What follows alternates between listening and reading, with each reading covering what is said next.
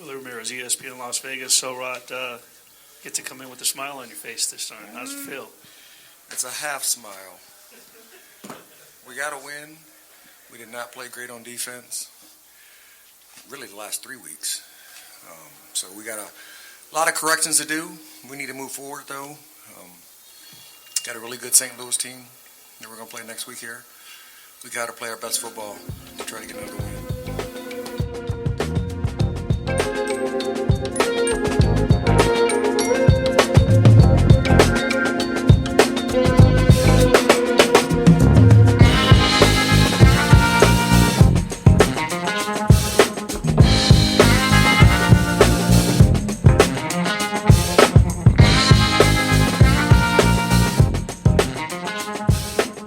Welcome to XFL Insider Podcast. This is your host, Matthew. Today we have Drew Wells and special guest, Excaliburd Battlehawk. Drew, Excaliburd, give the people an introduction, please. I figured that was coming. How do you top that? How you guys doing tonight? Doing pretty good, man. Definitely can't complain. A lot of people seem to be complaining. We'll touch on that here in a little bit, but I can't complain. I think it's a good day, good night. Well, I mean, with the exception of Houston losing, it would be a great week for me as well. Facts. Facts. I have a feeling Excaliburd feels the same, considering St. Louis got the L as well at home. Tough one. That was a tough one. But on today's show, we hope to discuss the attendance in STL. We're just going to talk about the high numbers, as well as the attendance numbers being down league-wide.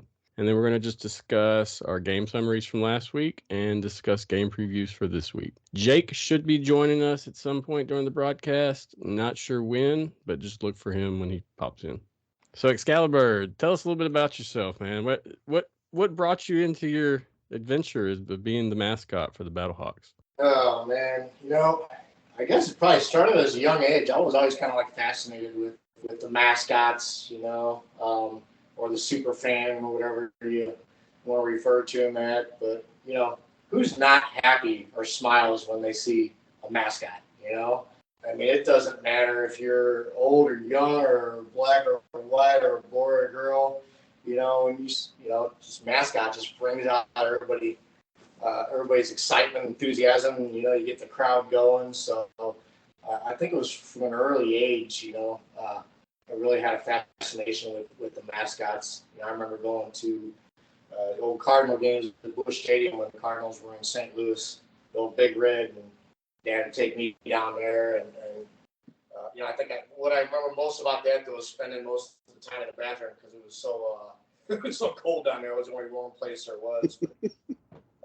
But the mascots, man, I always wanted to see the mascots, or going to hockey games, or whatever, the Cardinal games with Fred Bird. So, I think it started as an early age, and then I loved football growing up, and I was a Rams season ticket holder, and then they got yanked out of St. Louis, broke my heart, and as time went on, I got older and XFL was born, and I'm like, you know what? I'm going to do something kind of fun and crazy. And Excaliburd was born, 2020.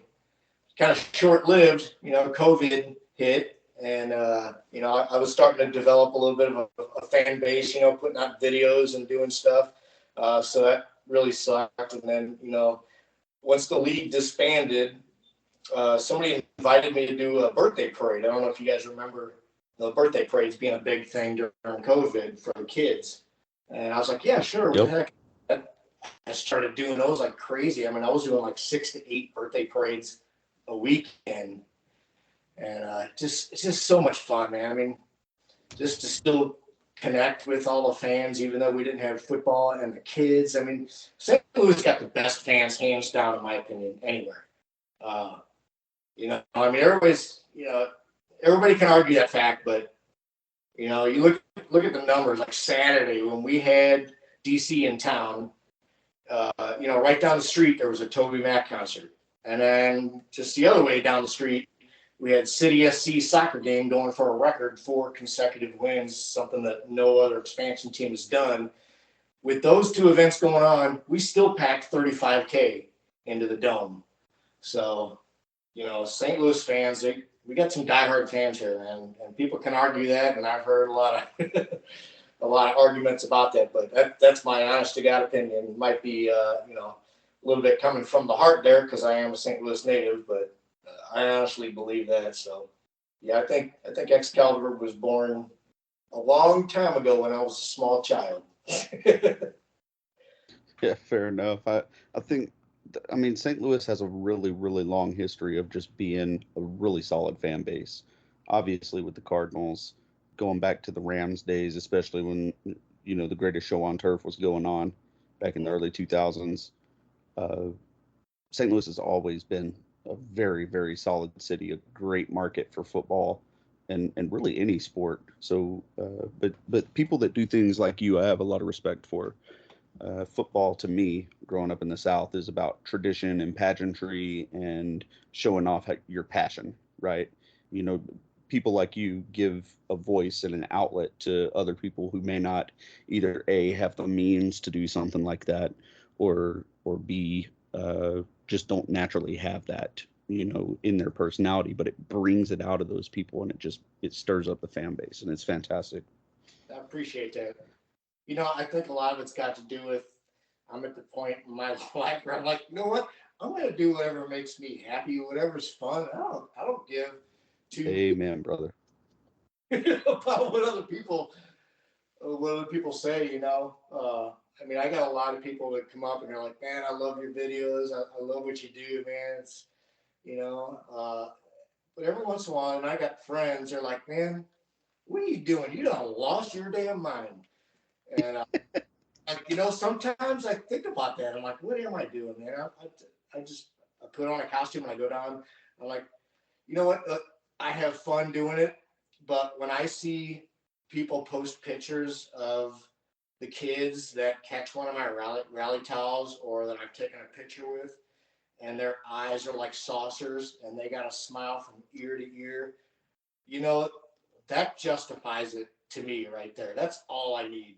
And it might sound a little cliche, but man, I do it for the fans, the interaction with the fans.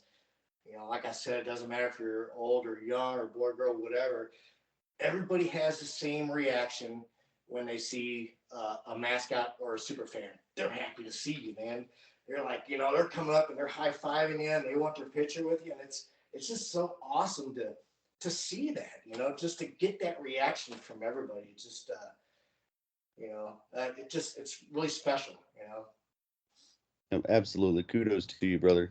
That's something that any good sports fan can appreciate. Yeah.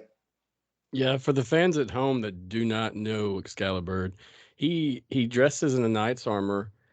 He goes in the full Battlehawk getup, sword and all, shield as well, and he fan engages during the games as well as before the games.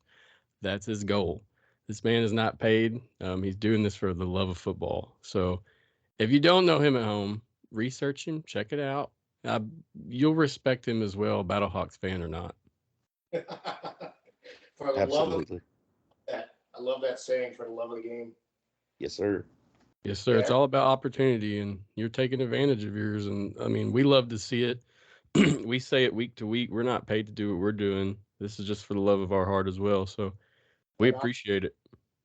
Yeah, it's and I get all kinds. I think I'm going to the circus this weekend to kind of perform a little bit with Fredbird and Louie, the mascots for the Cardinals and the St. Louis Blues, which is a tremendous honor. I'm stunned about that. So to be able to go out there and hang with those guys and take pictures with kids and toss out some little foam swords that I got. That's so forward that I really am. I got these some rally towels that I had made, that says, Choctaw, Battlehawks, Excaliburd on them. And, I bring those to the games. I got like a little Velcro belt that I wear. Nice. So it's really convenient because those towels, I'll roll them up, wrap a rubber band around them, and they just stick that Velcro belt. And I just peel one off and chuck it in the crowd, or if I see a little kid, whatever. It's pretty cool. It's really neat because I can get the fans going. Because I'll stand in between like a couple sections, and I'll point my sword to one section with a rally towel in my hand, cocked and ready to throw. And they'll start cheering, and then I'll point to the section next to them. So I get like a cheering war going on in the two sections, and I'll Fantastic. talk, so it's it's fun, man. Every time I think about it, every time I do it, I wear the helmet so nobody can really see my face. You can't see me smile or whatever. At the end of the day, my cheeks are so sore. Imagine. Laughing. And the wife and the daughter are like, you got the helmet on, nobody can see. I'm like, I can't help it. When something makes you happy, you just automatically smile, or automatically laugh when you see something. So, that's kind of funny. But yeah, I'm really looking forward to the circus this weekend. If anybody in town, St. Louis, we got the Shriners Circus going on in St. Charles Thursday, Friday. Well, by the time this airs, it'll be Friday night, Saturday, and Sunday. I think there's like 3 shows Saturday and a couple on Sunday. So come on out. It's a good time, man. A lot of neat stuff for the kids, face paintings, and I think they got some little pony rides and, acrobatics, the typical circus kind of stuff. So that'll be neat. Definitely. Sounds like a really good segue into, so the circus is going to have good attendance just by virtue of how many families and kids are in St. Louis as a whole and the surrounding areas. But that seems like a good segue into attendance numbers. Yeah, for sure. You're another person that we're having on that's just got their own way of engaging fans, and yours is. I have a feeling come year 2 in the XFL, you're going to have a key spot in that Battlehawks field, whether it be on the sidelines or in the tunnels. You're going to be around. So that would be pretty cool. Well, they pulled me on the field for the first home game. I got a call from the entertainment director, I think it was, at the Dome, and they're like, "Hey, we'd like to introduce you, on the field as like the fan of the game or whatever." I'm like, really? I'm like, I guess somebody, because I got about 4,500 followers on Facebook, and I'm always posting videos, so I guess word of mouth got to them, and I was pretty honored, humbled. But they let me go out there and they introduced me and got the crowd going, and I got to walk around a little bit and toss rally towels into the crowd from field, which was really cool. Nice. Game's getting ready to start. They're like, "All right, you gotta get out of here now." So thanks for allowing me to do that. So that was really neat. But I'd love to do that every game, man. That'd be really cool. So during the games, you're literally going around different sections of seating, and you're riling everyone up. You're passing out items. You're doing whatever you can to get everyone engaged. Is that correct? I'm just trying to get a general feel of the activity. Absolutely. And it all starts early on tailgating. Like our game was at 3:00. No, I'm sorry, 6:00 this past Saturday, and I got down there about 10. And it was like in the mid-20s. It was windy. It was cold. With my costume on, I wasn't too bad. We got some crazy fans in St. Louis. There were some guys out there with no shirts and just like slamming beers left and right. And I'm like, right on. Everybody was having a great time. But it starts out there in the tailgate that I don't have any one particular spot that I tailgate. I'll park kind of far away from everybody. And, I'll bring a cooler that I leave in my car with some water and bananas to stay hydrated. And I'll just walk around all the different big tailgate parties. And I'll just, I get to party with everybody, That's how I look at it. I get to party with everybody. People are offering me hot dogs and hamburgers, whatever, man. They're always, you high five, you take some pictures, you move on to the next big tailgate area. So I do that all morning long. I have to stop by the car every now and then. And then, so I just bring it on inside the dome. I keep doing it. I haven't sat in my seat once. I just go from section to section, getting the crowd going, tossing rally towels and taking pictures. I actually have to go home to watch the game. I know what's going on when I'm there. I know what the score is. when there's third down, if it's critical or whatever. But I'm really not sitting there paying close attention to every play. You know, I'm mangling. I'll make a little list because I get people that message me and be like, man, love to take a picture with you, you know, if I see you down at the game. And I'll be like, well, what's your section number? And they'll tell me, so I'll jot it down on a piece of paper. And I'll make like a plan. Okay, I gotta stop by a 102 and a 104 or whatever, and I'll make my way around. I'm like, hey, when you see me, just, you know, come on, flag me down, come on over or whatever. So I kind of got a little bit of a game plan in the stands. Nice. Well, speaking of dedication, we are going to roll into talking about the fan numbers in St. Louis. And perfect timing on that as Jake has just joined in. Jake, are you there? I am. I do apologize. I had to take care of some things while I'm falling a little bit behind. No Hey, we worries, understand, man. We're just glad to have you. Excaliburd, this is Jake. Jake's our producer as well as a co-host. How you doing, Jake? I'm doing all right. Love the show, man. All right, so let's talk about these fan numbers. Last week, there was a lot of different events going on in St. Louis. The city soccer, there was a couple others. I'm sure Excaliburd or Jake, you can fill us in. But our final number count for the game at the Dome was 35,868. Compared to the week prior, which was 38,310, we didn't see too much of a fluctuation. That's looking good. It's the best in the league. They're holding their fan base strong. They just got to get some wins to keep it rolling. Jake, Excaliburd, Drew, you guys want to add anything to that?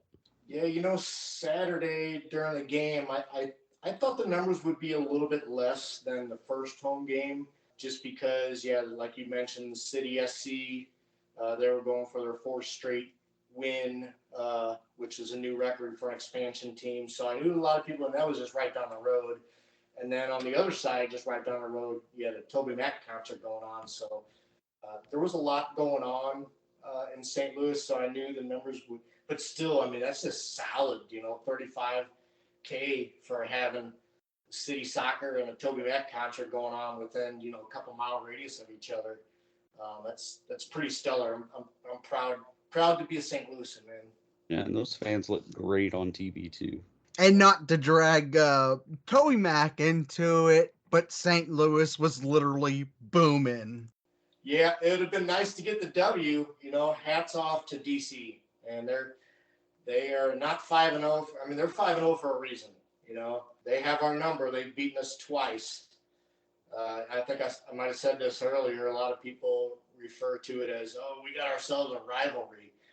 Well, to me, a rivalry is you win one, they win one. You win one, they win. So far, we haven't beat DC. So until we do, yeah, they might be a nemesis. That might be a better term. It might be our kryptonite. But I think we'll see them again. I hope we will, you know. See him for a third time in the playoffs. Of course, the way it looks right now, that would be in DC. But you know what? Anything can happen. Any given Sunday or Saturday or Monday or Thursday. Thank you, XFL scheduling. Okay, well, I mean, I can see how the numbers are going to work out for St. Louis, but gauging from what we saw across the league this last week, everything was down. We expected that, especially since it was March. We had some late games, a lot of different factors going into this, and I'm not going to spout out every number that we have, but I will say the smallest amount at a game so far was Vegas with Orlando. They had 6,008 people, so that was the lowest count of the week. I think that's been their average too, isn't it? Like 6,000 each game. Yep, right around. I mean, the place tops out, including standing room only, at 12,500. So selling half of the tickets. I mean, honestly, percentage-wise, that's better than most stadiums are doing.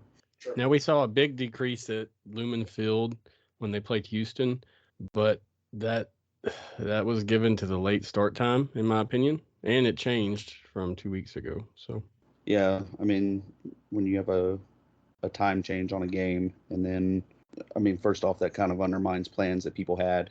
Secondly, when you have a game that late on the West Coast, the East Coast people don't want to, tune in. They definitely don't want to travel and then be up that late. Most people, aren't going to take time off of work to travel midweek, really, for NFL games, much less a XFL game. So I kind of expected the low numbers in Seattle, just based on that. I did kind of think that they might come out in a little bit greater numbers, but to me, it's not a surprise. And the XFL isn't really, looking to tee off on attendance numbers anyway. Their big game is having sustainable TV viewership. Well, since we're bringing that up, do we want to discuss a little bit of the TV viewership as well? Yeah, we can dive into it a little bit. Yeah. Okay, so according to what I found on Twitter from a few different sources, our numbers are down this week across the board. You can see it; it's pretty clear and obvious what's going on with all the different events, the late night starts, yada yada. And for example, I don't think the numbers are necessarily bad; they're promising, but if they're expecting something out of them, then that's where the issue lies. Houston, Seattle was number 48 out of the top 150 cable telecast Thursday. And that was the best spot. They had 256,000 viewers. Otherwise, everything else was down lower. St. Louis and DC was 50 out of the top 150 with 320,000 viewers. But as you see, they were still lower in the ratings. Guys, you got any comments on that? Are we worried about this?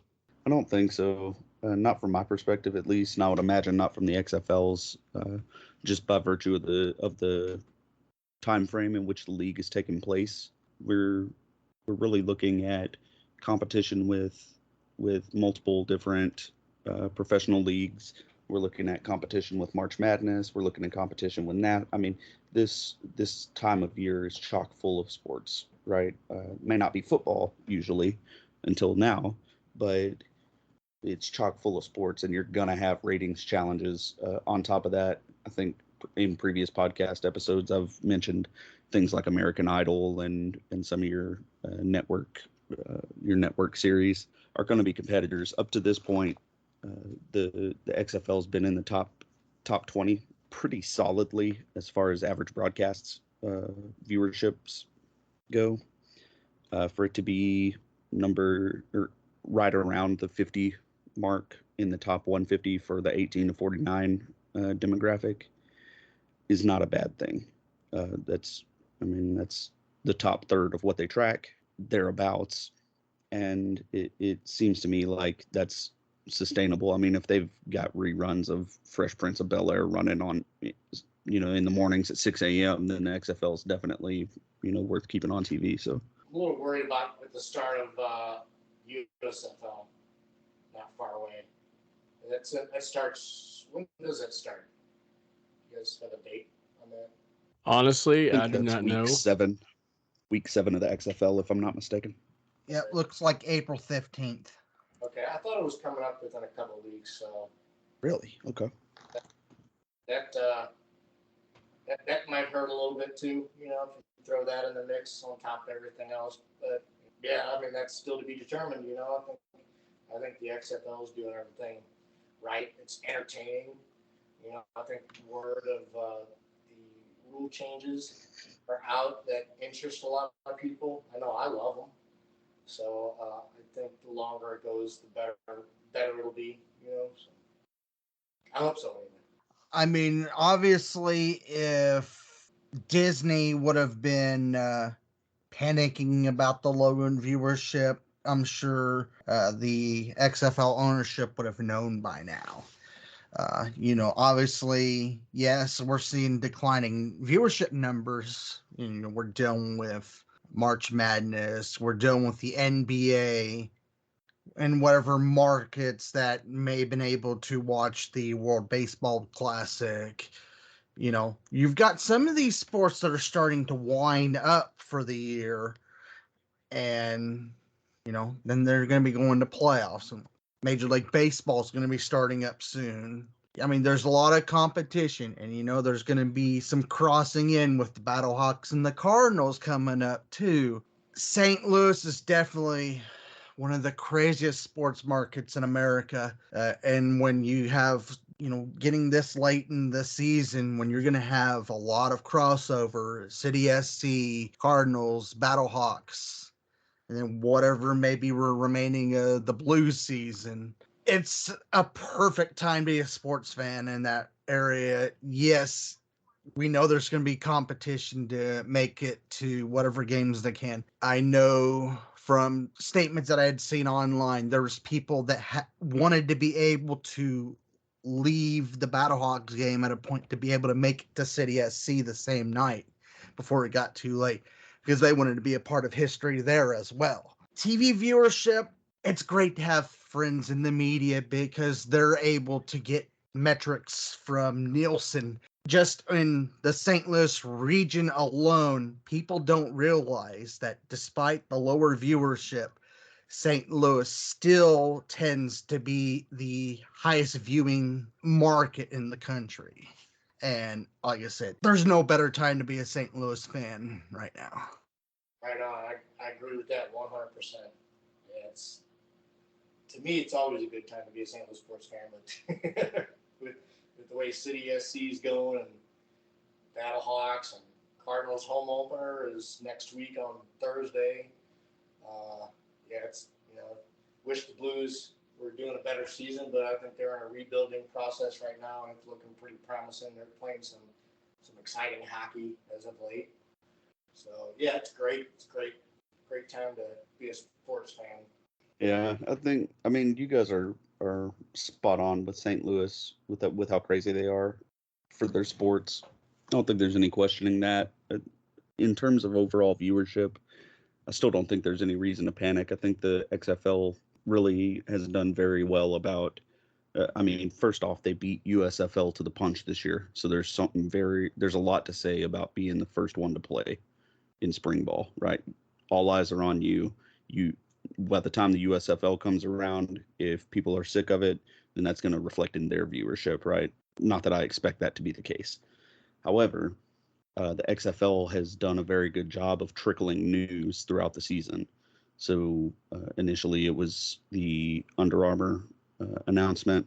Then just recently, what we'll touch on here in a minute, the American National Combines being the combine partner for the XFL and exclusive operations organization for the XFL showouts.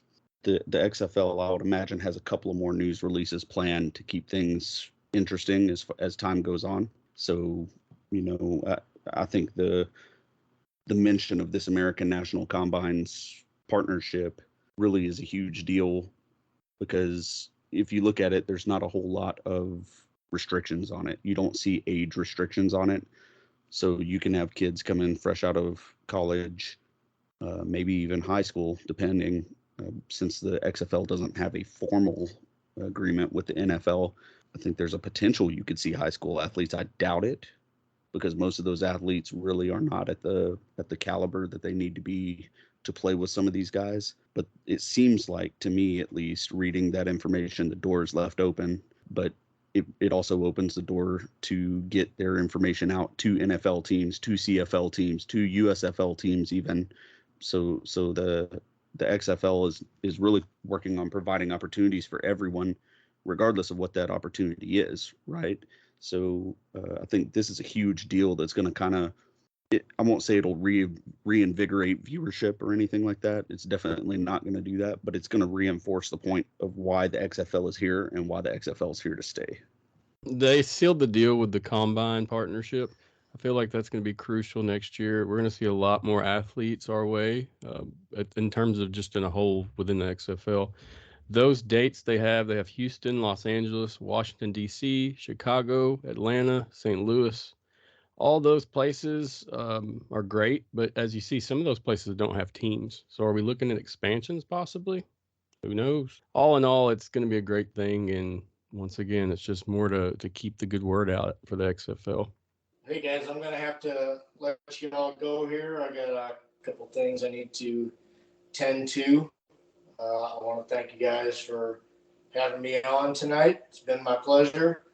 Look forward to talking to you guys again in the future. And keep up the great work, man. You guys, I love your show. You do a great job.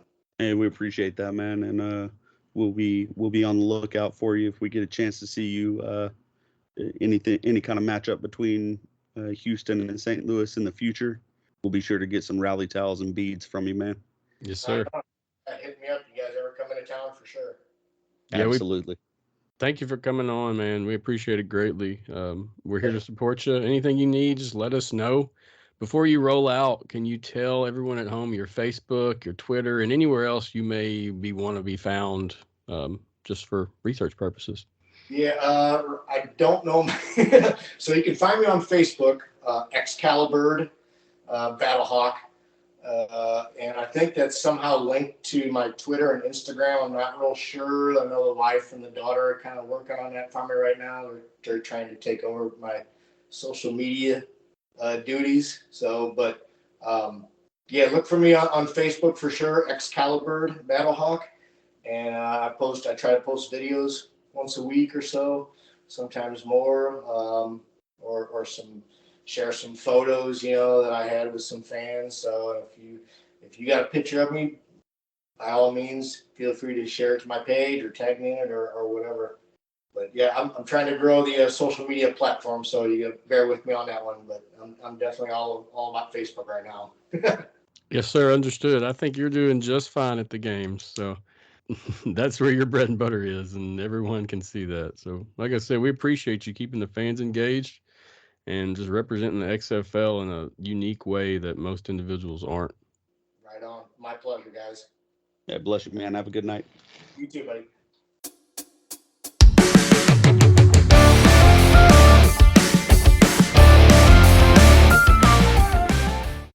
All right, fellas, back to the original crew. Let's roll right into last week's matchups. We'll try not to keep everybody long. I know we've been trying to make the show much shorter. So let's talk about the undefeated Houston Roughnecks taken down by the Seattle Sea Dragons. The score was 14-21. It was a poor play game for the Roughnecks, as well as receiving a key injury on our offensive studs. So, Drew, just please tell us more. Hard pass. Hard pass it is. No, so I mean, God, it's so hard to talk about this game because part of me wants to recognize that Houston went from Orlando, like the extreme southeast, to the extreme northwest of the country. Traveling time zones is never easy. They had like one practice during the 4 days that they were spanning the nation there, which honestly, if you would have told me they had one practice at about halftime, I probably would have been like, that actually makes sense. No doubt. But I memean, Seattle looked good, but they weren't doing anything like over the top fancy or fantastic. I mean, really, it was. I mean, not having Trent Harris for whatever reason that was, really affected Houston's pass rush. I don't think that DiNucci is running around as often outside the pocket if Trent Harris is playing. With that said, the two primary pass rushers that we had going at it probably could have done a lot better job of keeping DiNucci in the pocket. There was a lot of undisciplined D-line play, which is not something that you've heard to this point about Houston at all. It's very obvious how much Trent Harris means to that defense. It's very obvious how much of an impact he has on how well the secondary plays and how well the linebackers play. So, I mean, that hurt a lot. But the offense, man, as soon as John Trey Kirkland went down, it was like, okay, guys, well, what do we do? We're back to the drawing board. Like it didn't seem like there was any contingency plan. Hey, if this goes wrong, then what do we do? Basically, Seattle started doubling Deontay Burnett and then shut everybody else down. It was all 4 or 5 yards underneath, if you're lucky to get that. And Houston couldn't do anything. Personally, I don't really give much credence to the fact that Houston scored 14 in the fourth quarter, and even that they had a chance to win the game, technically speaking, because they achieved that 4th and 15. I think Seattle was playing not to lose, and they didn't lose. They gave up, 14 throwaway fourth quarter points. It was kind of in garbage time, if you ask me. DiNucci, did his best to prop us up, as he usually does each week for opposing quarterbacks by throwing interceptions. But Houston just looked completely disheveled the entire game. It was ugly. Yeah, DiNucci definitely gave Houston the chance to catch up on multiple occasions, whether it be through interceptions or just bad play. Yeah. That last bit, as you said, that garbage time, we wanted the win, but it was hard to watch that at the end. Yep. I really hope we can get something together. I would like to see a lot more of the run game, personally. I feel like we didn't attack that as much as we should. We got some really skilled guys back there. We've mentioned them numerous times on the podcast. Max, Bryce Nalene, all guys that are like studs when it comes to running. Elusive, fast, tough. Let's give them the ball. Let's see what happens. I'm not a coach, just a fan speculator, but well, you're an educated fan speculating on things.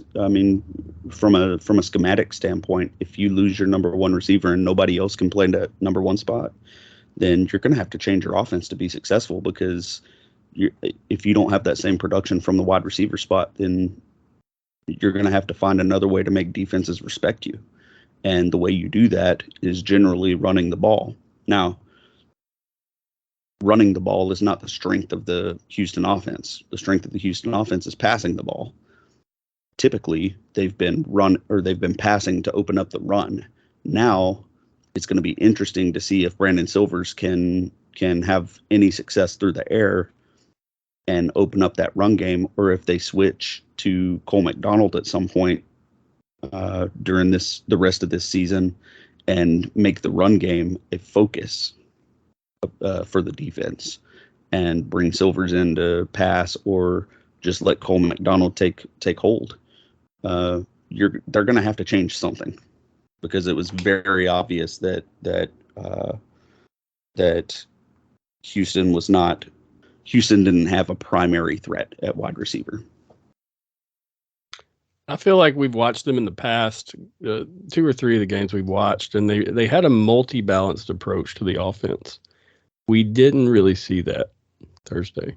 Well, that's true, definitely. But they were getting their crack handed to them in the first quarter, so it was pretty much, we're going to throw the ball.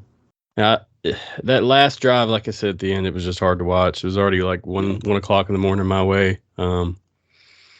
Houston, we're still here as fans. We still love you, but step it up. It was kind of like it was kind of like being an older brother and watching your little brother and seeing his demeanor just like completely melt as the girl that he's dating breaks up with him. It's like it was awkward and weird to watch. After so much success in the first 4 weeks, they just ran into a buzzsaw after Kirkland got hurt on basically the first play from scrimmage, so it wasn't even about Kirkland's injury. It was just they ran into a buzzsaw. Yes, sir. I'm hoping for better things next week as we play DC on Monday. Is that correct? Yes, sir. And yours truly will be there. Awesome. Got some coverage, guys. Can't wait to see it. All right, Jake, do you want to add anything onto that before we roll into the Battlehawks game? All I can say, and this goes directly to the defenders, whatever it takes, knock DC off their high horse. I'm ready for them to lose already. We want to see it too. I'm hoping that going into this week, Houston has a long week of preparation from this past Thursday all the way to Monday. So hopefully Houston's ready to do that. And by the way, side mention, I did pay up my bet as any real man would. Took the Ice Bucket Challenge. Our Ambush Sports correspondent for Orlando, Jesse Dice, had bet me if Houston won by 5 or more, then he would do the Ice Bucket Challenge, and any other result, I would have to do it. Well, obviously, any other result happened, and Thank you, Matthew, for having me on the show. I appreciate the chance to talk about the Ice Bucket Challenge. I don't know if we were very clear in the beginning, but it kind of started on a Sunday after the Orlando-Houston game. And if I'm perfectly honest, I was still a little salty about it because we had a chance to win that game. It was 26-16 in the third quarter, and we had the ball with a chance to score a touchdown. However, after that, we did the most Orlando thing I can think of, and it was a complete implosion. We ended up losing 44-16.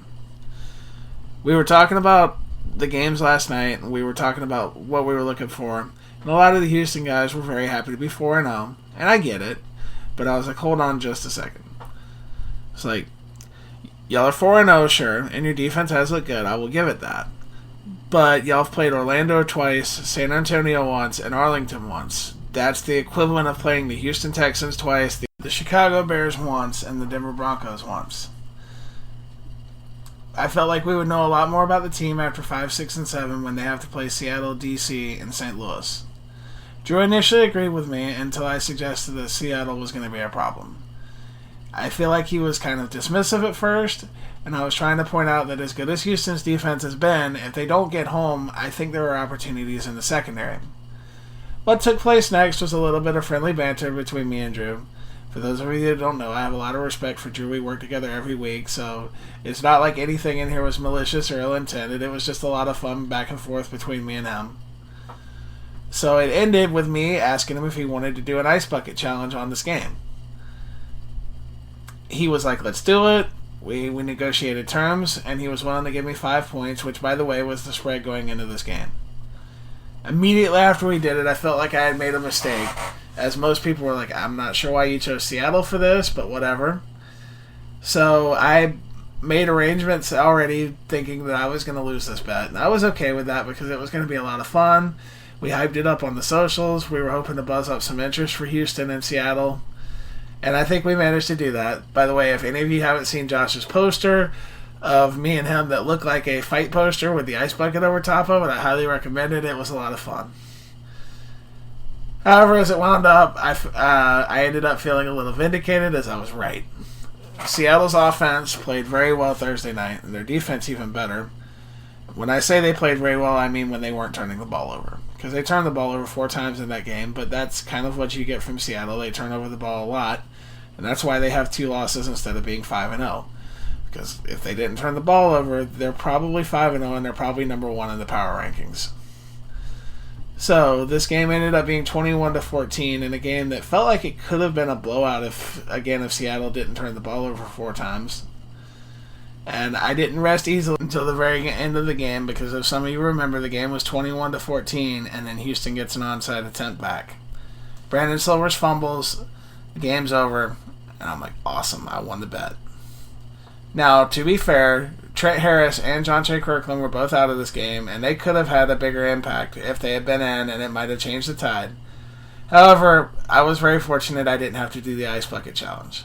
It was also very exciting Friday when Drew sent me a copy of it before everybody else, and I actually had to go take a 10-minute break to watch it because I thought it was funny.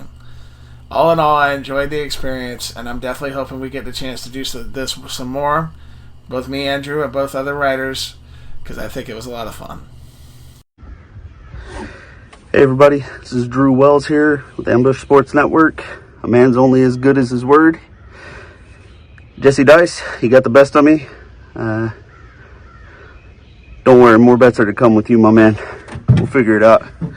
Alright, we're going to figure this out. So, I'm a little bit crippled at the moment.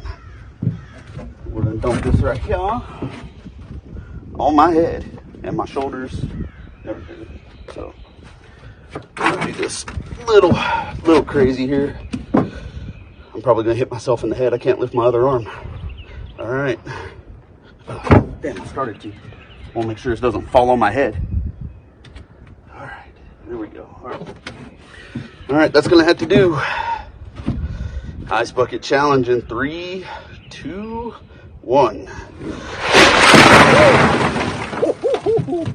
Ooh, good grief. Oh, and it is 50 degrees out here, y'all. That ain't nothing good. Whew. But you're only as good as your word. I'm going to have to come up with another quote because that one gets me in some stupid stuff. All right.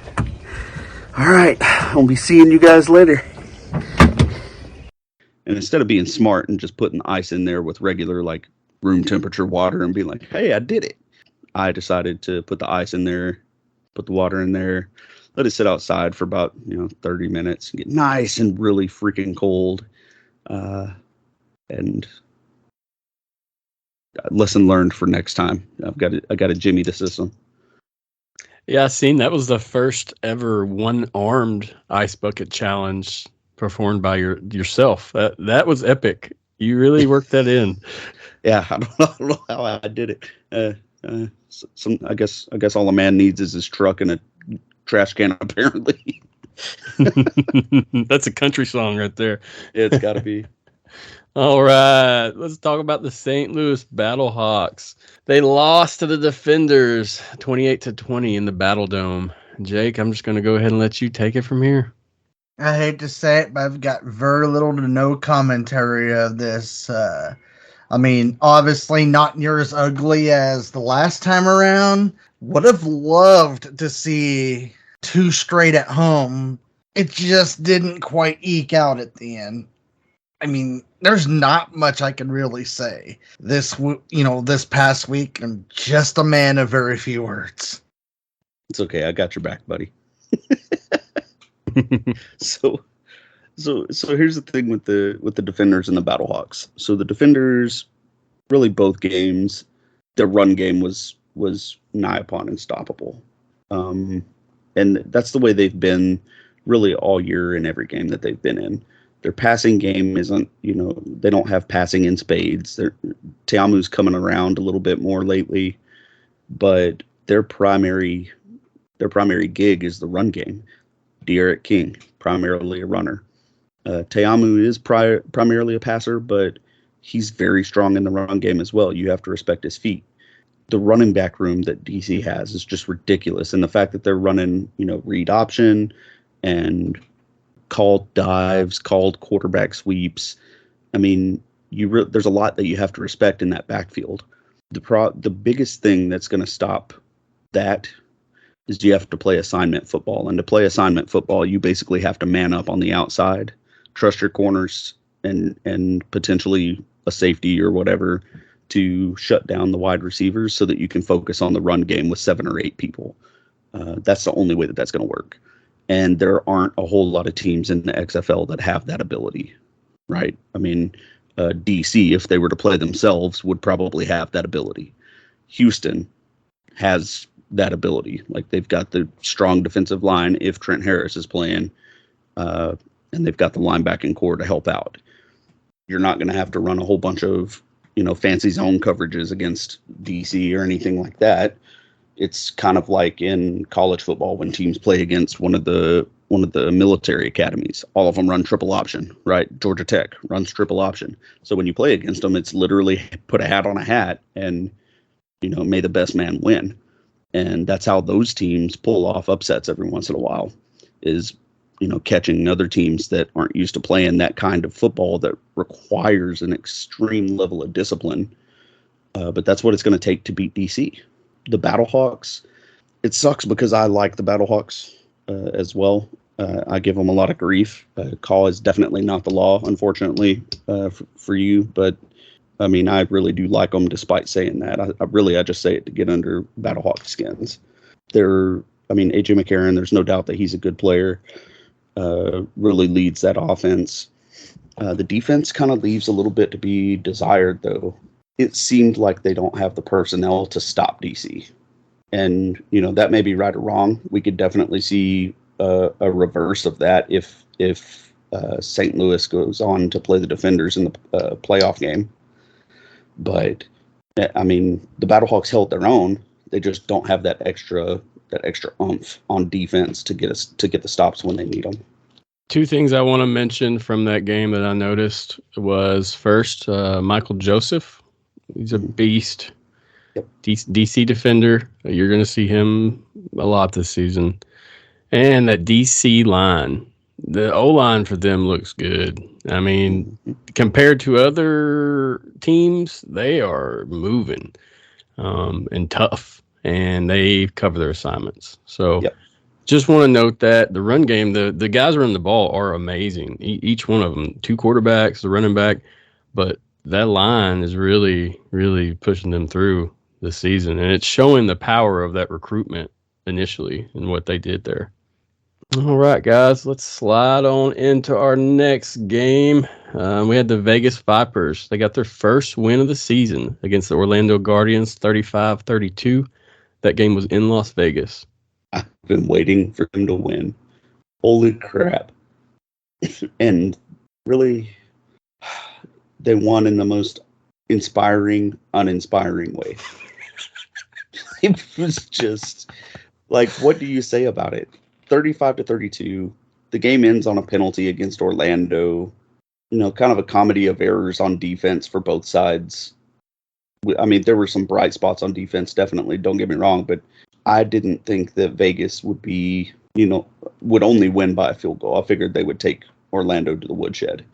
I also didn't think that Quentin Dormady was going to play, which is an interesting development if you followed anything XFL whatsoever, because from the beginning, this is the guy that they thought was cheating and giving other teams their plays.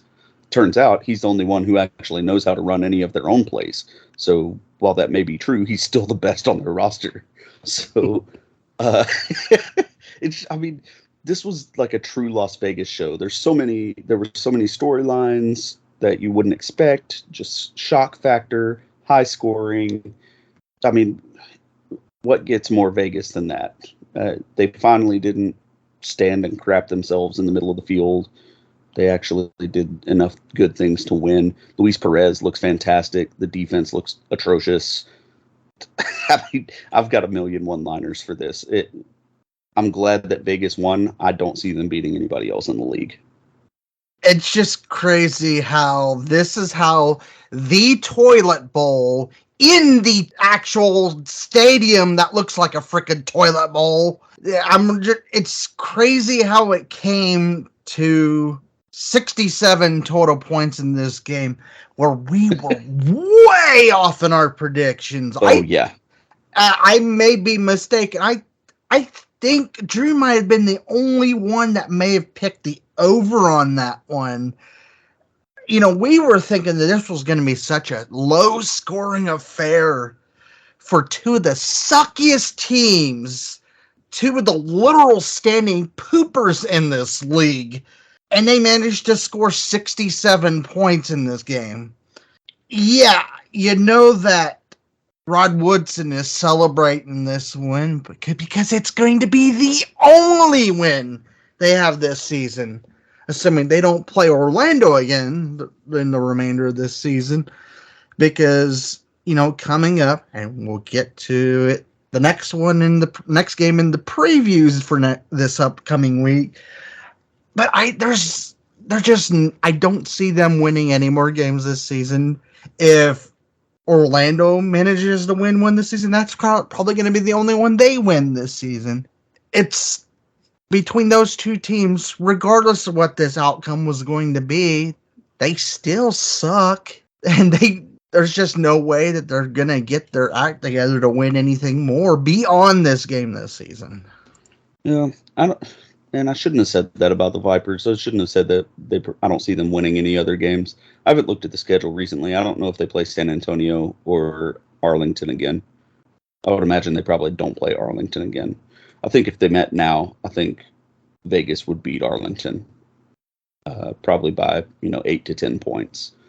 If they played against the Brahmas, they probably would destroy the Brahmas, because the Brahmas don't have any way to score on offense.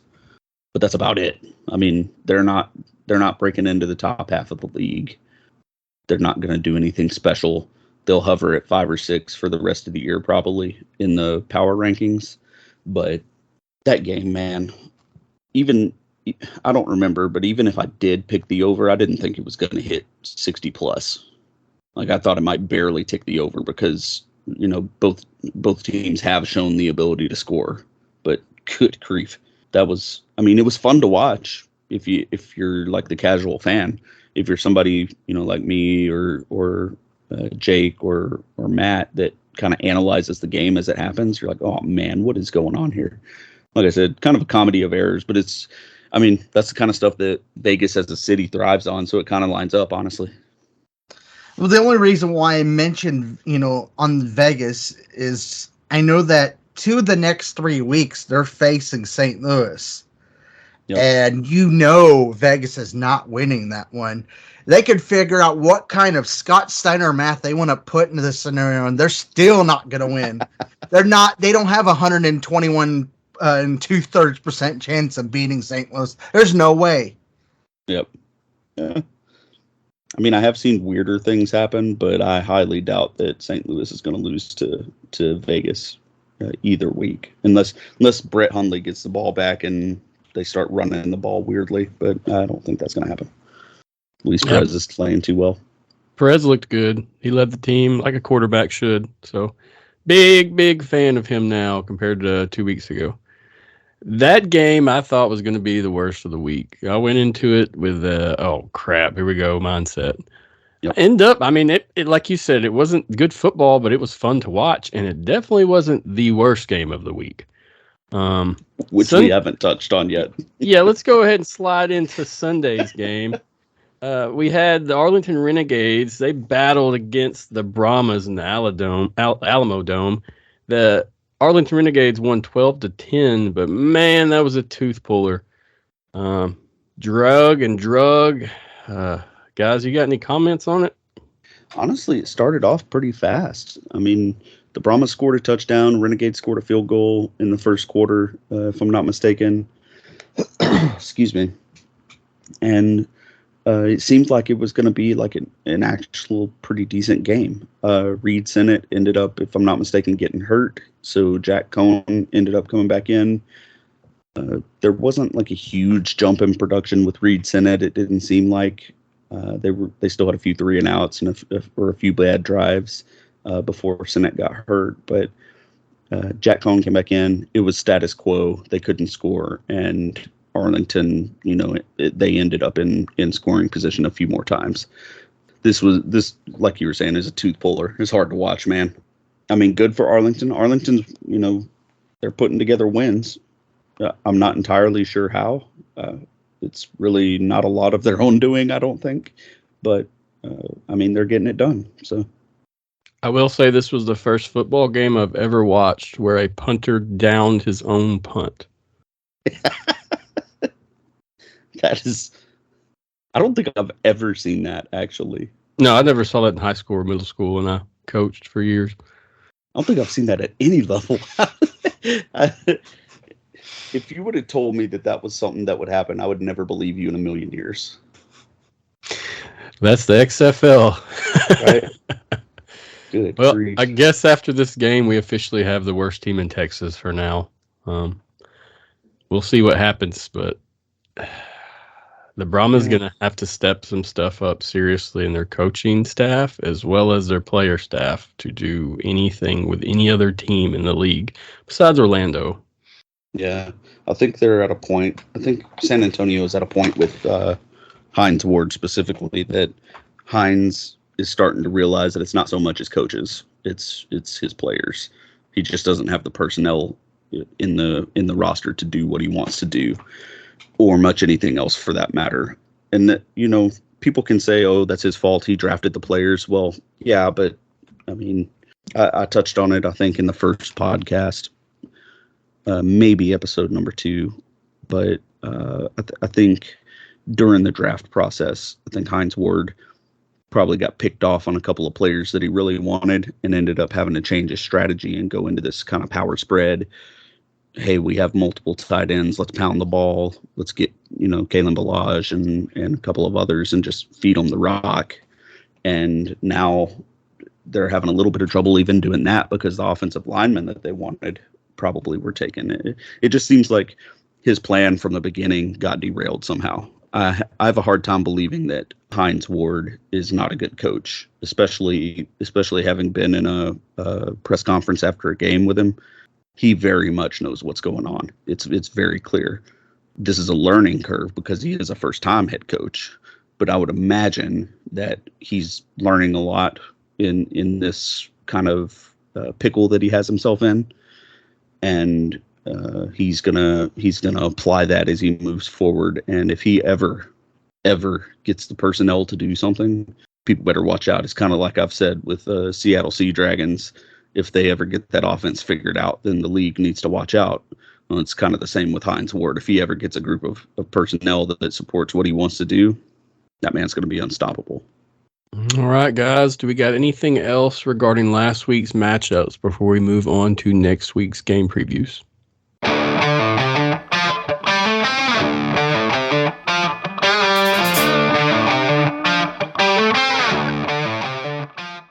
Okay, let's discuss next week's games.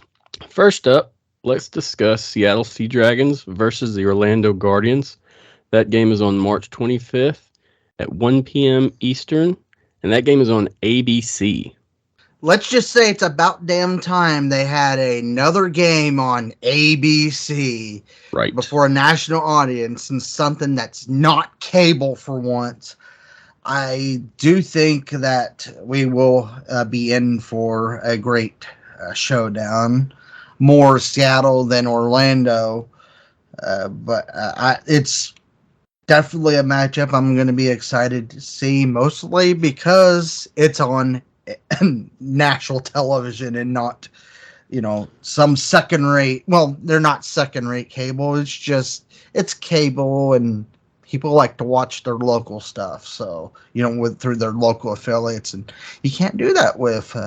So I'm thinking this was the second game this season that was on ABC, because I know the previous one was way back in week 1 with the Battlehawks. So it's nice to have a change of pace where you're not having to shuffle around between FX and ESPN or ESPN2 to be able to watch your games. Yeah, I think the reason that I'm mainly interested in watching this is to see how Ben DiNucci keeps it close with Orlando. I mean, honestly, Dormady has brought a different look to the Orlando offense. It seems like I gave Vegas a little bit of crap about their defense not being all that great. I don't think that that's the case. I just think that Dormady brought something that none of the other quarterbacks could in Orlando to this point, and Vegas just wasn't ready for it because they didn't have film on it. So it's going to be interesting to see how Seattle's defense deals with Orlando's offense now that there's a game worth of film. But DiNucci and his interceptions and general, well, I'm not going to use that word. His general propensity to turn the ball over at weird times or unfortunate times for his team. I think that's going to play a role in how this game turns out. I don't think it's going to be a blowout. I think, honestly, Orlando, now that they have an offense, is going to be able to play better defense across the game. So it actually should be interesting to me. Never dreamed I would have said that this season, though. Yeah. I mean, I wish we could have had a better game for ABC. That's all I'm going to say. We do have another game coming up on ABC, so we'll talk about that soon. But, I mean, we could have had a better show for the newly appointed fans of Week 6. I mean, honestly, I don't have much to fill in on my end. Jake, you got anything about this game you want to talk about? Not really, other than I mean, I know Orlando's going to try to keep it close, but I really think I think with everything that's going in on Seattle's end, I think it could prove to be too much for Orlando by the time it gets late into the game. Yeah, I can see that happening. So the point spread on this one is Seattle being 8.5 point favorites, and the over-under is a flat 42. That's a tough one, and it's at Orlando too. So, gotcha. Do we know? So, is Dormady officially starting? Do we know that yet? I don't see how you pull him after last week. No, he went 22 for 25, and he had 256 yards with 2 touchdowns and no interceptions. So he had a solid game. That's what I'm saying. I don't know how you pull him. and Orlando does have a solid number one in Latimer. Whether you consider him a tight end or a receiver, he's their number one threat. So he takes a lot of pressure off the other guys on the edge, and Dormady really was able to exploit that. So, like I said, I think that Orlando can keep it a little bit closer. Now, 8.5 points. That's a pretty big spread. Yeah, if this was another team, I would be right there with you. I think they got a shot at actually competing, but something about the coaching staff and the players, that things aren't jiving, things aren't rolling. If you're worried for a team like San Antonio, you should be very worried for a team like Orlando. So I don't know, man. I think when you have that kind of drama early in the season and you come back and this guy starts, and not only starts but actually gives your offense life, a lot of good things can happen. Now, they did give up 35 points to Las Vegas. Not a great look, right? But Seattle's not going to have they've got one game worth of film. We're talking about going back to week 2 in the season, basically, for all the teams. Oh, well, we have one game of film, but we probably haven't seen half of what they want to do, right? I would imagine that they didn't give Dormady the entire playbook to play with against Las Vegas. So Seattle's largely going to not know what's going on. And I would tend to bet in that situation against the spread. So I would think that Orlando is going to be within 8.5 points, but still lose. Just knowing the nature of the two teams that are on the field and the state of their offenses recently, if you take into account last week Orlando's offense, and if you take into account the fact that Seattle's been scoring reliably, I think the over is going to hit on this one. If we're going to look at another match as such, like Vegas and Orlando, then I'm going to follow your walking steps and agree. I think there's going to be some points scored on both ends, and that Orlando defense will have the chance to capitalize from Mr. DiNucci's interceptions. What do you think, Jake? Are you going to take the spread or the over-under? I think, I wouldn't be comfortable in taking the spread, but I could potentially see the overall points go over. Well, let's hope for that. That game's a good one on ABC and gives everyone a chance at home to really see what the XFL's about. I know for some of the people on Facebook, they don't have to complain about finding it because it should be on ABC. I will say as a fan, I've noticed the ESPN Plus streams have improved since the games started. Yep. They were pretty bad there at first. The stream constantly crashed, issues with the app.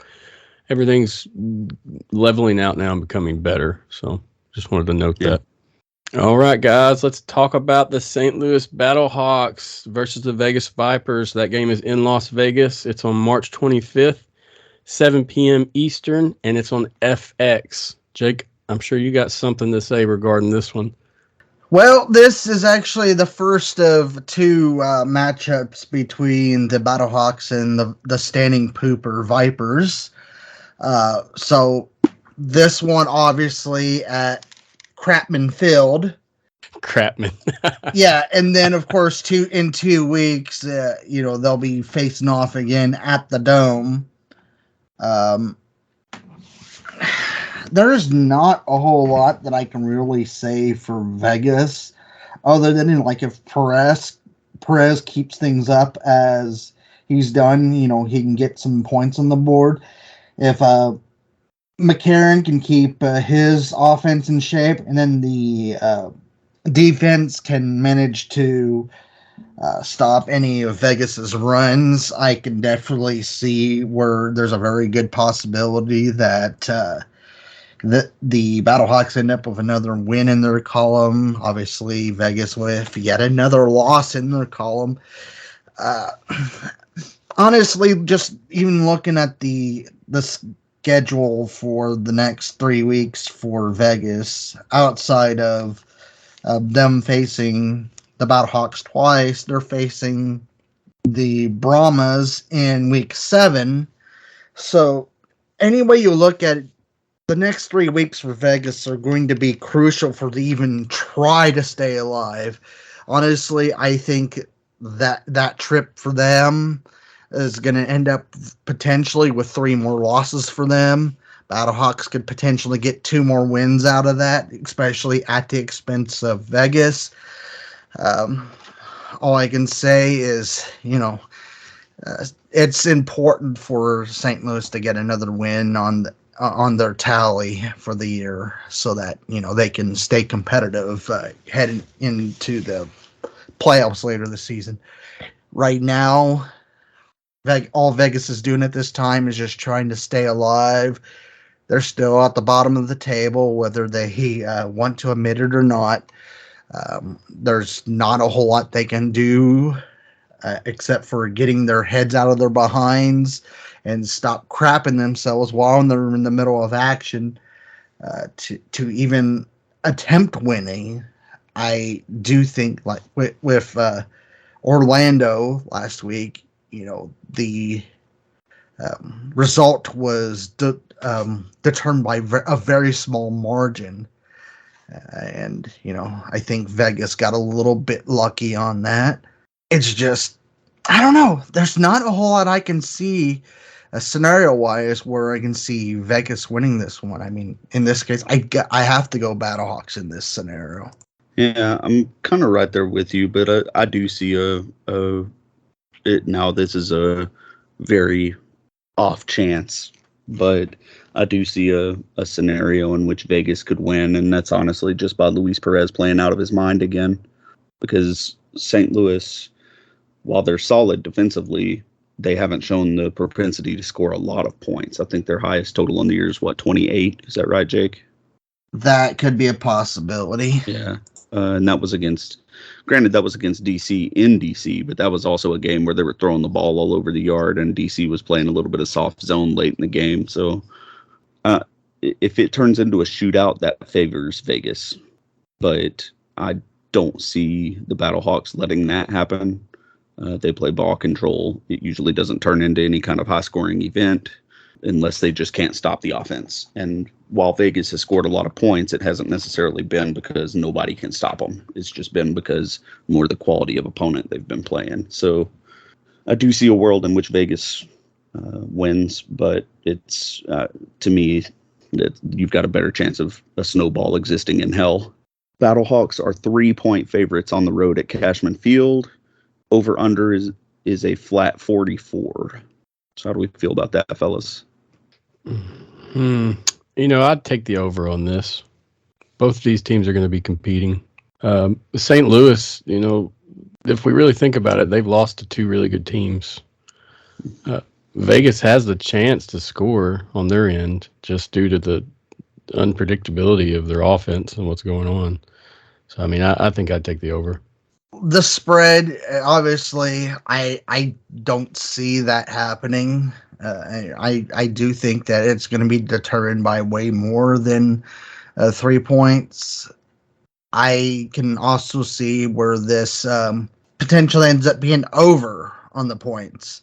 And then just add on to Matthew's point, both of St. Louis's losses have been against DC. So it wasn't 2 different teams. It was the same team. And that's what he said. The 2 best teams in the league. You played one team twice. They were Butts' team both times. Yeah, and their identities looked a little different in terms of just running the whole time. Right. Well, and even when you look at that, even with the week 3 and week 5 games, they really weren't determined by that much. Week 3, DC won by 6. Yep. And then, of course, last weekend, they won by 8. So, obviously, if they were that good, then those 2 scenarios should have been worse than what they were. I've yet to see anything on DC's end where, they've had any significant blowouts. Most of the games this season for St. Louis have been by relatively close margins outside of the 13-point win against Arlington, with St. Louis facing Vegas twice, the first one at Crapman and then in 2 weeks at the Dome. I have the belief that there's a very real possibility that I could see 10 points in a row or more spread between St. Louis and Vegas, not only this weekend, but I may have to call that prediction back in 2 weeks as well. Yeah, I mean, I can see that happening, being a 10-point game. I think it's going to be closer just because Vegas is going to score their points. I think it's a matter of St. Louis slowing that down. Vegas showed the ability to score against DC a couple of weeks ago. They had a really unfortunate situation going into halftime against DC that took a touchdown off the board that I personally think could have changed the game. I mean, that would have possibly tied the game at halftime. And that was on the road at DC. So it's not like Vegas hasn't shown life from my angle.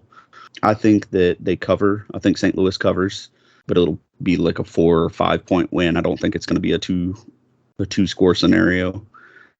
And I'll take the over as well because I do think both teams are going to score points.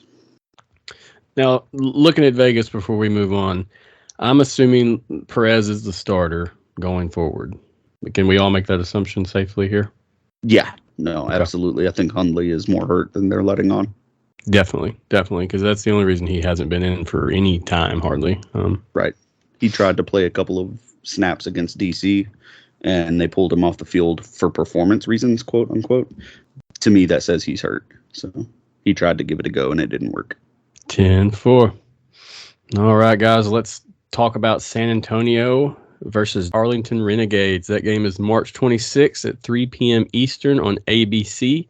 It's a repeat of last week. I'm not sure we're looking at too much excitement for ABC. What do you think, Drew? We're going to have a good game this time?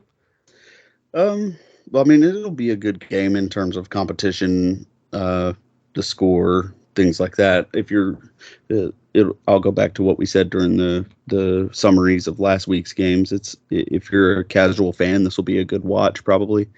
If you're an analytical fan, you'll probably be laboring to watch it.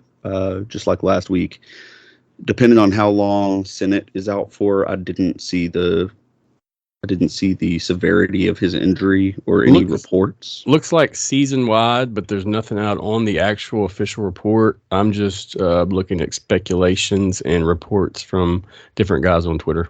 Oh, season ending. Okay. Well, yeah. So, I mean, you can expect Arlington to win then. I mean, it's going to be pretty much the same as last week. Really, though, a game like this, when you play back-to-back, it's more a battle of coaching. So, you know, who can capitalize and make the best adjustments from what they saw the last game, right?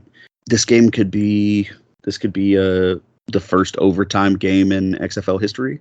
This could be Arlington just running up the score. This could be San Antonio winning close. Could be Arlington winning close. I mean, there's all of that to say, I don't freaking know, but it probably will be boring. As much as I love the XFL and I try to hype everything or every matchup, it's really hard to hype this matchup because it's two teams that really all they have is defense, and there's not a huge propensity on either side to score points. So, you know, the spread is 3 points for Arlington since Arlington is the home team, and the over-under is 33. That is the lowest this week by far, a flat 33 over-under. So what do you think you're taking, Matt? I'd take the under for sure, and I'd take it hard. I'm saying we're going to be lucky to have a point total of 20. I mean, really? I feel like this week's, especially with the injury, it's going to be bad. And this is, once again, the field goal game of the week. Yeah. Yeah, I think so too. I think 25 is probably the ceiling for points scored, the floor being maybe 18, 15. Yeah, it would be under for me all day, and I would probably take Arlington to cover the 3-point spread. I can easily see like a 15-6 type score.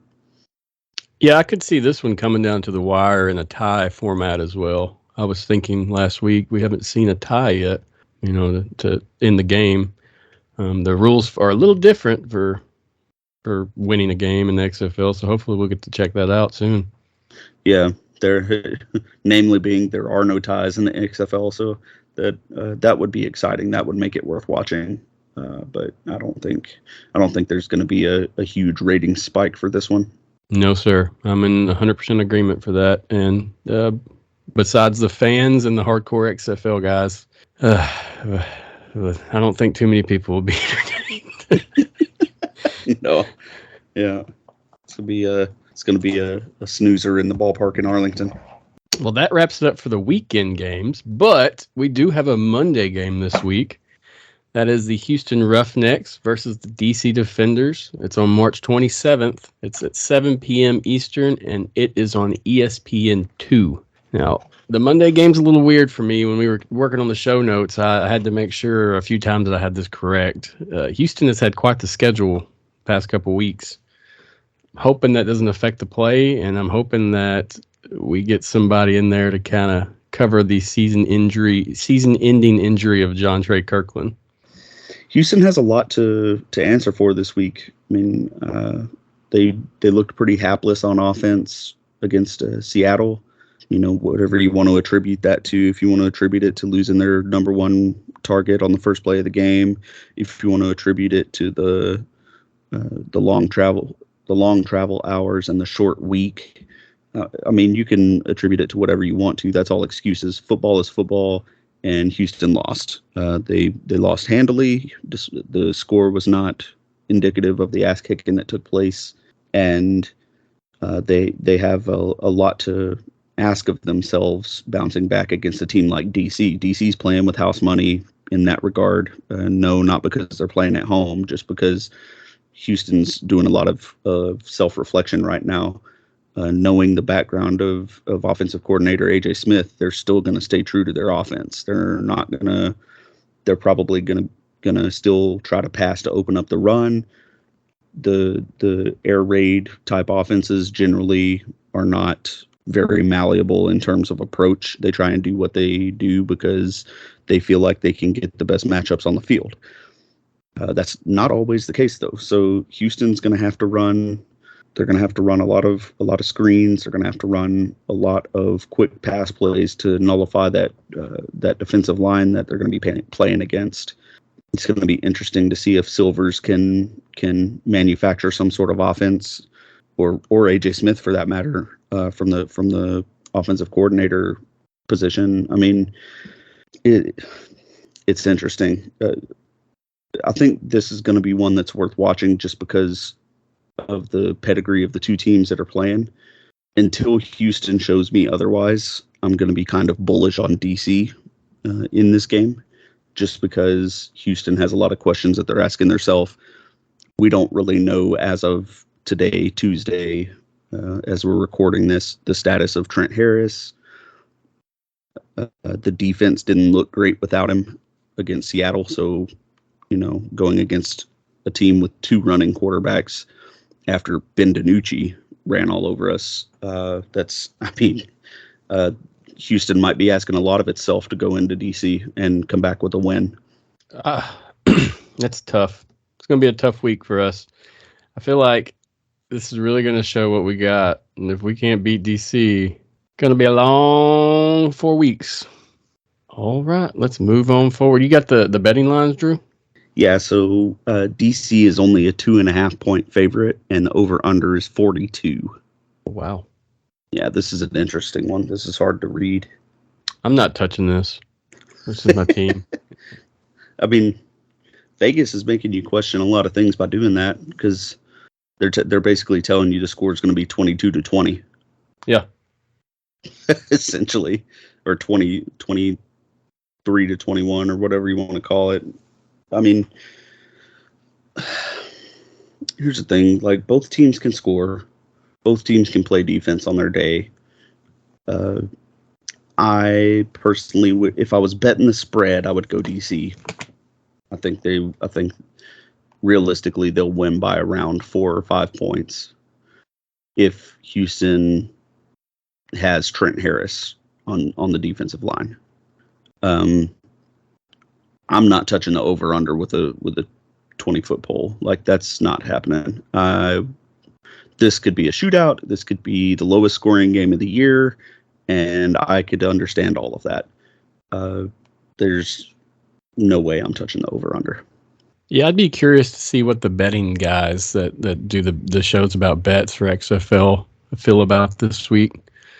I have to listen to a couple shows once they come out and see what's going on in their minds, because I'm not a big bettor.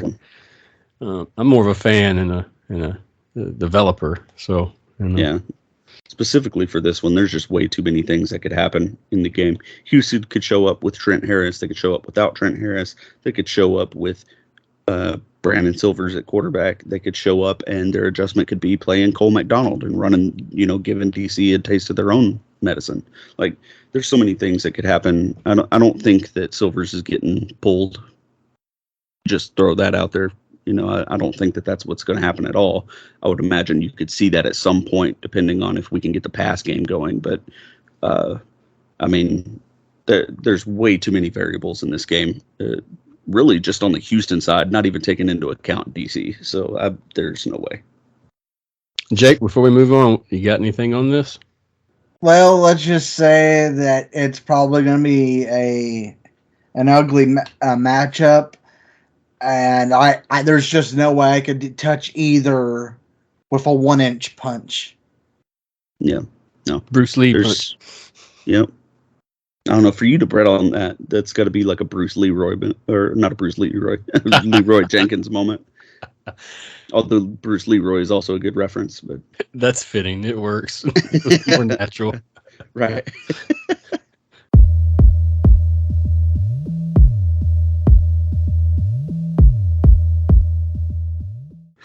All right. Next up, let's hop into the power rankings with Drew, and then we're going to review the AmbushSports.net Players of the Week, and that will conclude our show. Drew, what do you think about the power rankings this week? I really was curious on what you worked up.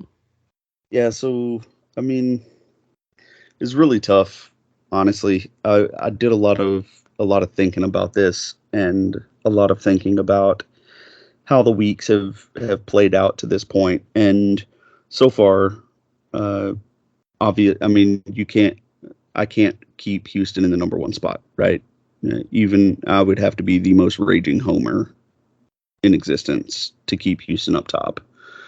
DC is far and away the best team right now. It's not even close. Nobody stopped them. Doesn't seem like anybody's going to stop them right now. We'll see. They have a big test with Houston coming into town this week. So DC's at number 1. Houston, I put at number 2, just because Houston and St. Louis haven't played each other yet. Houston was number 1 up until last week. St. Louis has been number 2 or number 3, so I just kind of kept that order. So DC number 1, Houston number 2, St. Louis number 3. I kept Seattle at number 4. I couldn't justify them beating Houston as them being better than St. Louis. I could have dropped Houston to number 4, but I don't think there's enough real information to do that. I think how Houston reacts to that loss is going to really gauge how good they are in the league. So top 4 is DC, Houston, St. Louis, and Seattle. Las Vegas I put next after beating Orlando. They just have more offense than any of the other 3 teams in the league not named yet. So I think they would beat Arlington if they played again. That's just me. So Vegas is number 5. Arlington beat San Antonio, so I put them at number 6. San Antonio at number 7, and Orlando, pending a rise with Quentin Dormady. I still have Orlando last because they did not beat Vegas. So I think Orlando is a team to watch moving forward, just to see how high they rise. I don't think they break into the top 4, but I do think that they overtake one of San Antonio or Arlington this year in terms of power rankings, which is not something that I figured that I would be saying before the end of the year, much less halfway through it. Yeah, I know Tommy Jones would be very upset with you in that Seattle ranking. Oh, yeah, he would definitely be coming off the top rope at me. Pun intended. I I mean, so yeah, just to recap, DC 1, Houston 2, St. Louis 3, Seattle 4, Vegas 5, Arlington 6, San Antonio 7, Orlando 8, with my big movers for next week probably going to be Houston downwards and possibly Orlando upwards. Just depends. Nice outlook, Drew. That really gives us a definition of what's going on. You can look at other power polls and power rankings online and kind of get the reasonings as well. The fans at home, at least. But I feel like yours is accurate, Drew, and I'm following your logical thinking on it. That's right. Mine is accurate. All the rest are not. Share my power rankings. Okay. Thank you, Drew, for those power rankings. Appreciate it greatly. Let's move on. Ambush.net Players of the Week. Now, this week, we had two different players. One was from DC and one was from the Vegas Vipers. For DC, we had Abram Smith. He's the Offensive Player of the Week. He had 23 carries for 218 yards and 3 touchdowns. And that's a heck of a game. Next, we had... Oh, go ahead. I'm sorry. Oh, no, I was just saying that's something that you don't really see that often, even in the NFL. I mean, for you to come into a league like the XFL and have an offensive production like that, when defense is usually the first thing that kind of comes around and really settles in, says something. I mean, he may have bought himself a ticket to the NFL with that performance. Yeah, he's a player, and he's a stud. Tough as all get out as well. As I watch, I see the toughness, and it's pretty...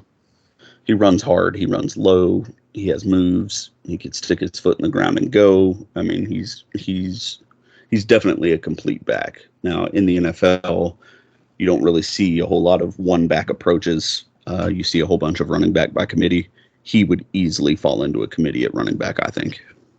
Definitely could see him playing somewhere like the Ravens and such, where they just utilize him, put him up the next man up.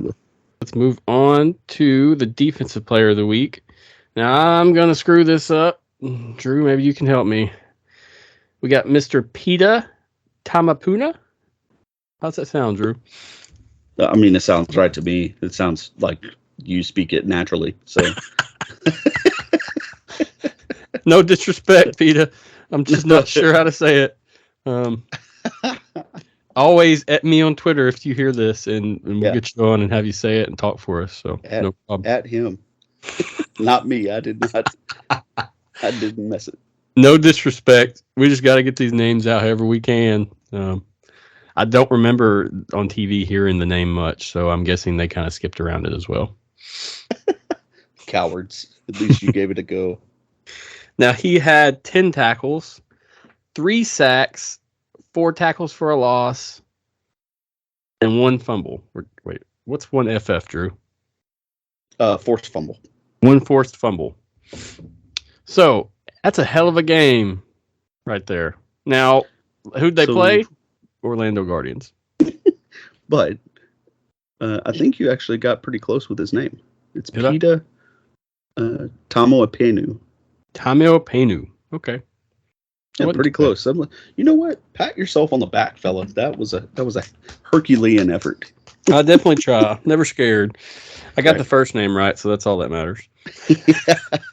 It's 4 letters, bro. Don't hang your hat on it. Guys, I tell you, I know Drew's right there with me.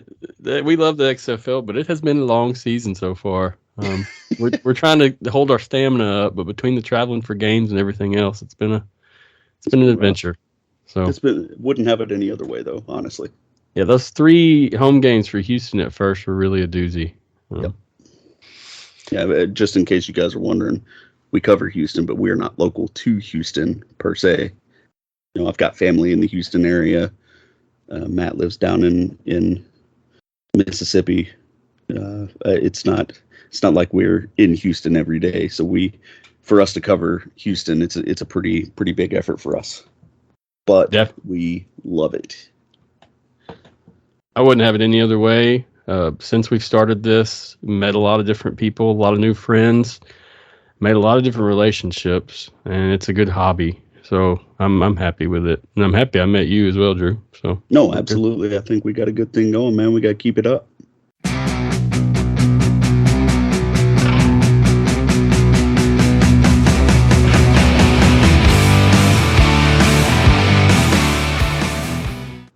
Yes, sir. Speaking of that wraps up the podcast. Drew, you want to throw out your socials for the people? Yeah, so as always, Drew Wells is my name.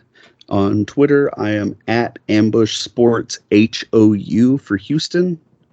And on Facebook, I am Houston Roughnecks Ambush Sports. So hit me up, like and share, baby. All right, you guys can find me on Facebook, Jake Leonard. I'm on Twitter at Jake Leonard JRN. As I mentioned before, I'm the associate editor of Ambush Sports. Currently oversee all of the St. Louis regional sports, as well as the departmental editor of the pro wrestling and MLS departments. Always looking for people to help out in those two departments. Outside of Ambush, I'm the editor-in-chief of Heartland Newsfeed. You can find that at heartlandnewsfeed.com. I also run its sister radio network, which you can find on Spreaker, Live 365, and several other platforms, which also include your Alexa and Google Home Speaker. My name is Matthew Tyler. I run the XFL Insider Podcast. I'm not going to spout out my socials this week. If you want to find me, just search those words. You'll find me. We're on all podcast stations, as well as YouTube and social networks, Facebook and Twitter. I do want to say a thank you to ambushsports.net. As always, great network, great people. Check them out, like them, share them, and see the great work that the fans are putting out for each sport. Yep, and also Excaliburd Battlehawk. Oh, for sure. Is putting on a show in St. Louis. Check him out, like him, follow him. If you got anything you want to reach out to him, please do. He's very interactive and engaging. Also want to thank XFLboard.com. They host us on our website. They show us off a little bit and give us some space, so we appreciate them as well. But if there's nothing else, it's time to go. Yep, we will be seeing you guys later. So we'll see you next week. Peace.